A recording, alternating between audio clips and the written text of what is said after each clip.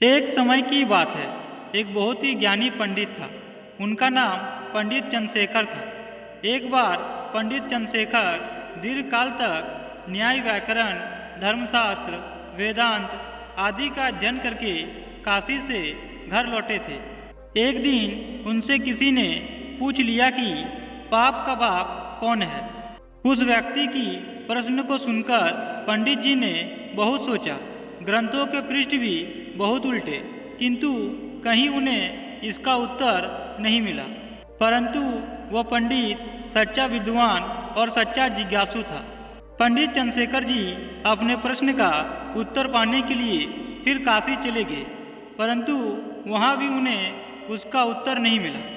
जब उन्हें उत्तर नहीं मिला तो उन्होंने यात्रा प्रारंभ कर दी और वह यात्रा के दौरान अनेक तीर्थों में अनेक विद्वानों के स्थानों पर गए, किंतु उनको संतोष कहीं पर नहीं हुआ। जब पंडित चंद्रशेखर जी देशाटन की यात्रा करने के दौरान वह एक गरीब नगर में प्रवेश किया। वहाँ उन्होंने देखा कि वहाँ की विलासिनी नाम के एक वैश्या झरोके पर बैठी थी।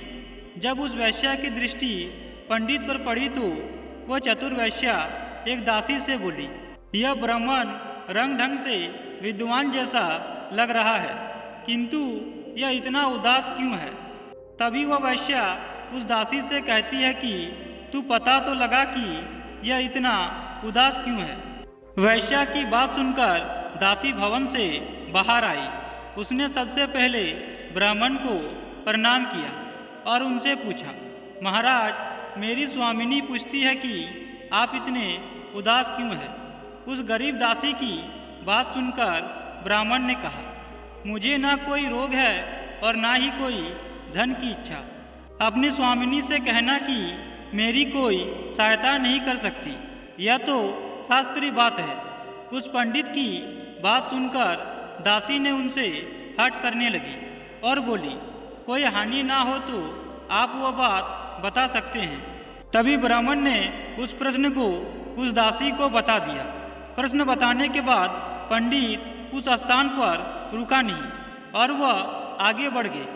लेकिन जैसे ही वे कुछ ही दूर आगे बढ़े थे कि दासी दौड़ती हुई आई और बोली, महाराज, मेरी स्वामिनी कहती है कि आपका प्रश्न तो बहुत सरल है, उसका उत्तर वे बतला सकती है, किंतु इसके लिए आपको यहाँ कुछ दिन रुकना पड़ेगा।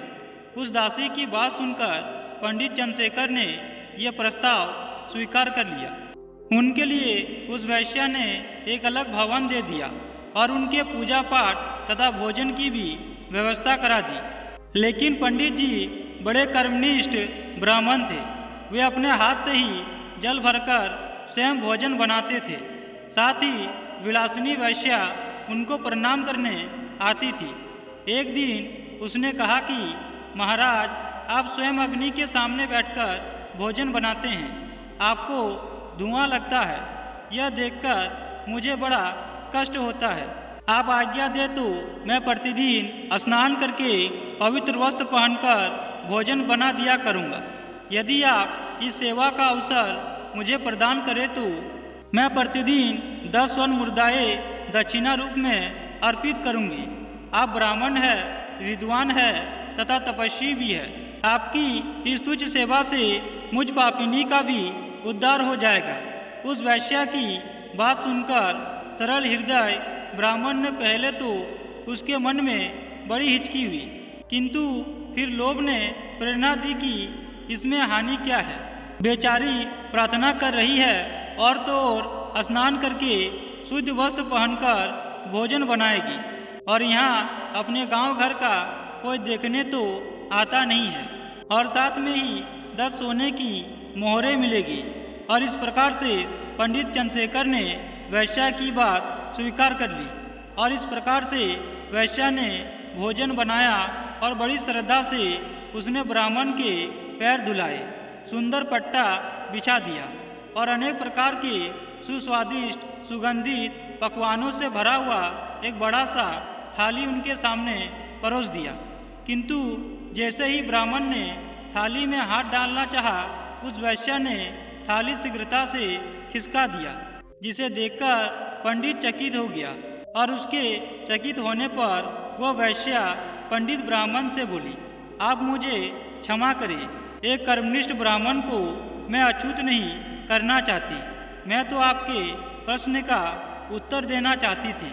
हे महाराज, जो दूसरों का लाया जल भी भोजन बनाने या पीने के काम में नहीं लेते, वे शास्त्रज्ञ सदाचारी ब्राह्मण जिसके भेष में होकर एक वैश्या का बनाया भोजन स्वीकार करते हैं, मेरे घर का पानी पीते हैं, साथ ही आप मेरे घर का सारा सामान लेते हैं। वैश्या की बात सुनकर पंडित जी बोले, तेरे भाव के कारण, प्रेम के कारण ही मैंने ऐसा किया।